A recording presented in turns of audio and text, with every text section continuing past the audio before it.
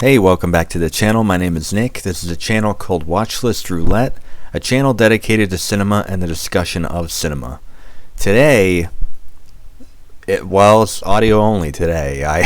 We are having a technical difficulty on the visual aspect of the videos, and so today is only an audio episode. It's like a podcast, I guess, using this fucking little mic. And just doing it that way. I really should get a proper like podcasting mic or like a little shotgun or something, because that would be a hell of a lot better. But yeah, just audio only today. Visuals are a little bit fucked up, which is honestly it's a little bit of a blessing in disguise, because I like the conversational format doing it this way. Honestly, if I end up liking it, I might just keep doing the roulette videos this way, because I don't know.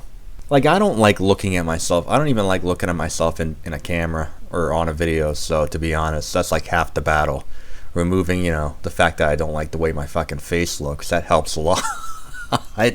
So, whatever, man. But it makes it a little bit easier to do this. But that's okay. Whatever.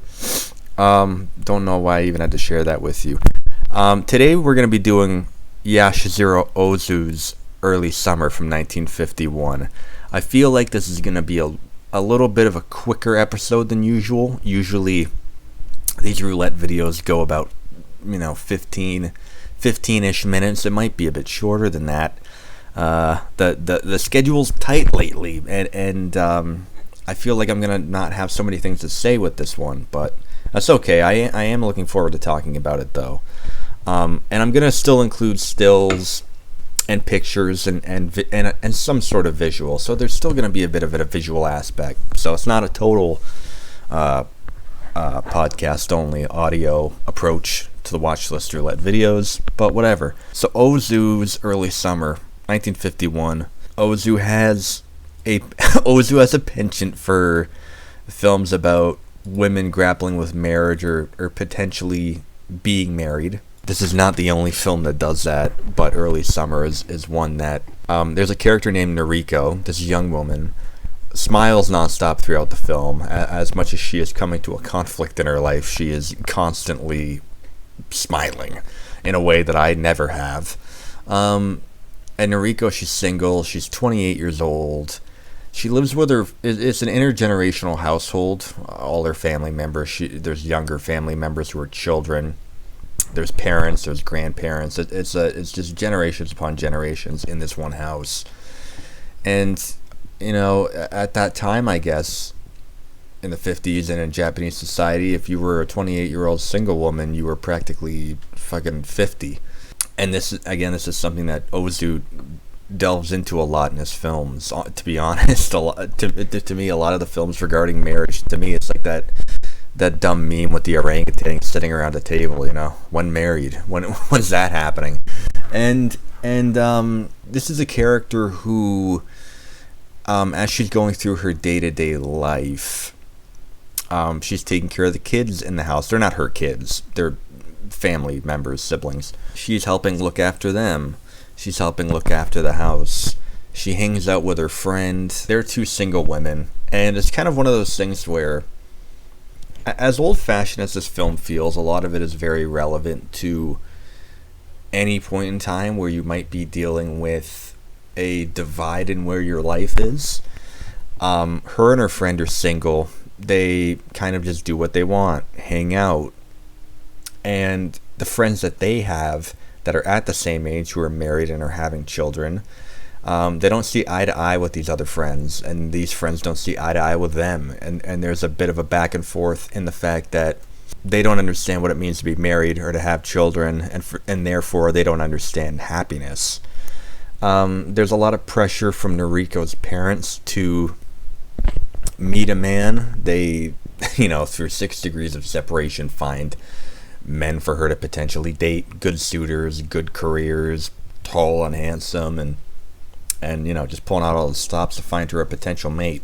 But to be honest, she doesn't even really care all that much. She kind of is just fine where she is. Somewhere throughout the film, that begins to turn, and there might be a potential suitor for her where she might end up going down the road of getting married, but where that's going to take her life, and the divide that is going to be split between her and the rest of her family once this happens, starts to bring up a whole lot of questions on how is this going to affect the family's household and life going forward. I really dig Ozu's films. I do. This is the second Ozu film I've seen. The first one was Good Morning. Good Morning is a lot different. It doesn't deal with the whole marriage theme. But there are a lot of similarities I saw between Good Morning and Early Summer. And I really like both of these films. I think it's like, I just like the fact that Ozu's is so fascinated with the dynamic of just families and households and human beings interacting and having relationships with one another. The films are very just peaceful and stoic and quiet and slow moving, and there's something very relaxing and peaceful and attractive about that for me. And in a film like Early Summer, Ozu's investigating this divide between child and between young adults and parents, grandparents. You're seeing the way he's approaching the discussion of different generations. You're seeing these women who are grappling with the idea of maybe potentially getting married. There's the perspective from the parents of, well, when she gets older, is she going to be able to take care of herself? Is she lonely? The grandparents are, want to see this family bloodline continue. And the two boys, really, the only thing they care about is building their train track and their train set. So the priorities across every generation in the household are much, much different. This film starts to ask questions about decision-making autonomy and having that challenged.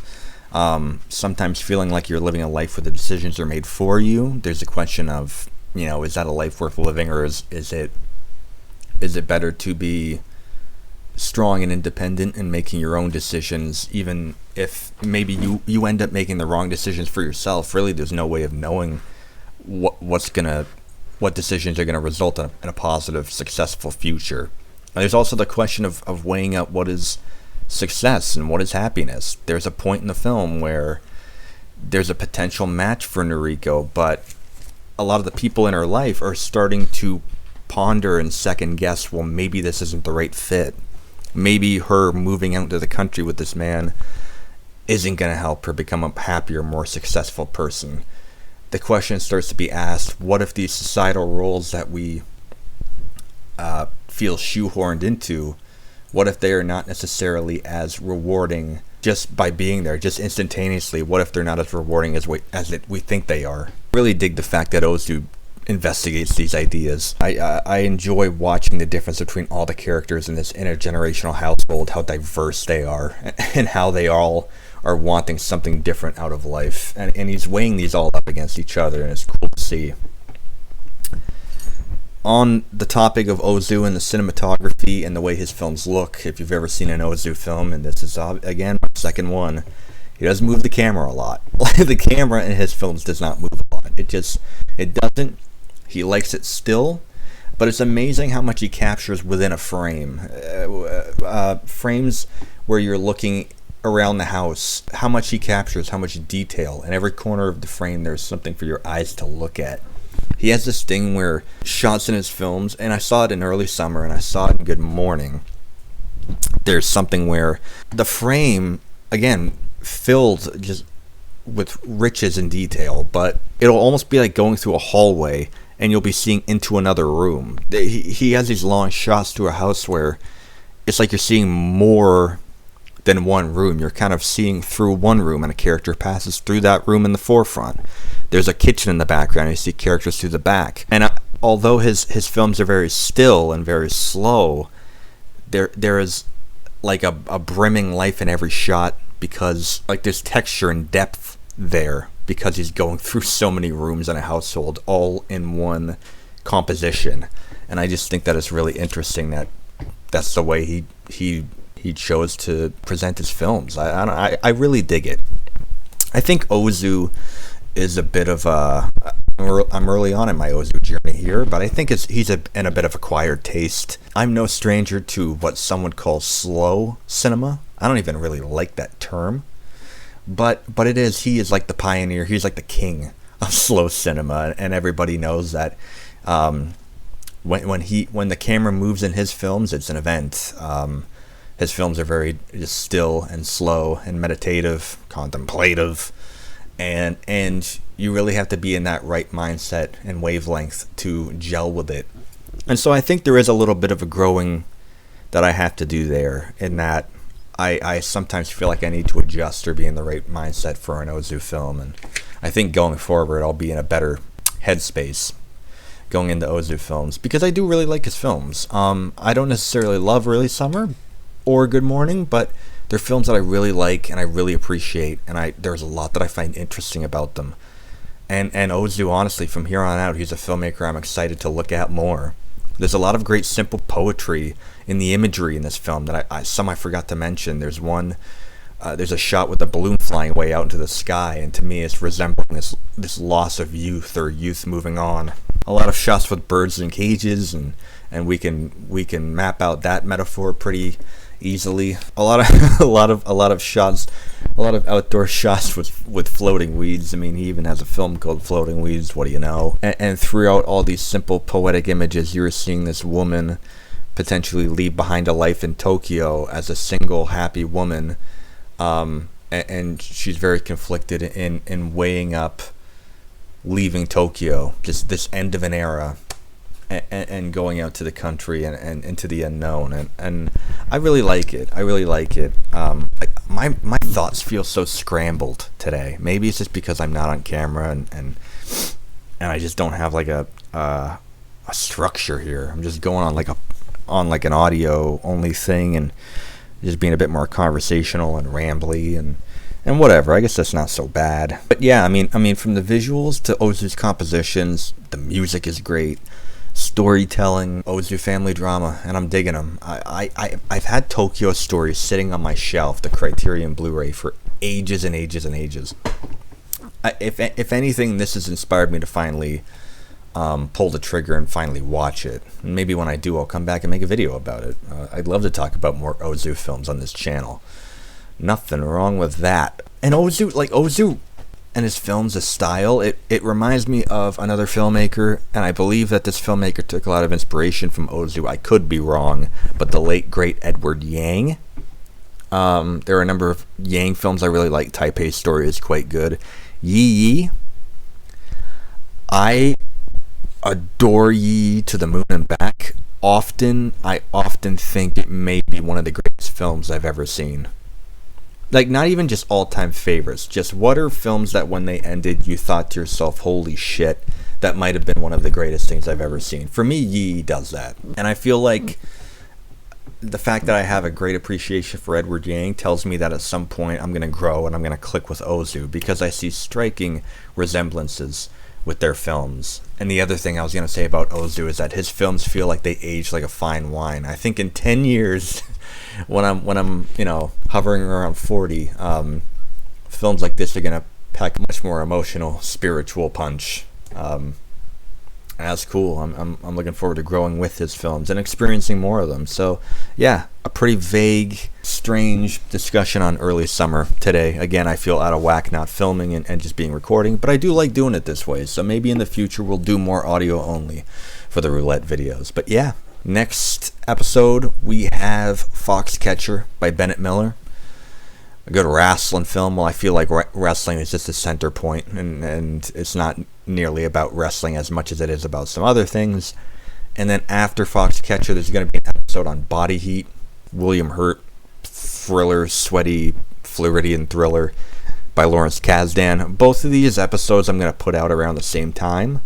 I'm going to be away on the road for like 2 weeks, so there's probably going to be a bit of a delay. So if you do watch these, that's awesome. And you follow along, I love that. I'm so glad that you do. And if that's the case, then this message is for you. So the next two films, Foxcatcher, Body Heat, are going to be a bit delayed. But they're still going to come out sometime within March, which is the month that they belong to in this program of Watchlist Roulette. So hell yeah. If you are new here and you've made it all the way to the end of this discussion, good for you. And hopefully you liked it. I'm glad you liked it. If you are not a subscriber here yet, you can subscribe. Watchlist Roulette. There's a letterboxd name there. Net costs. And that's about it. So, in the future, Foxcatcher, Body Heat. I will see you for the next one if I don't make another video before that. But hell yeah. Anyways, take care of yourself, and I'll see you later.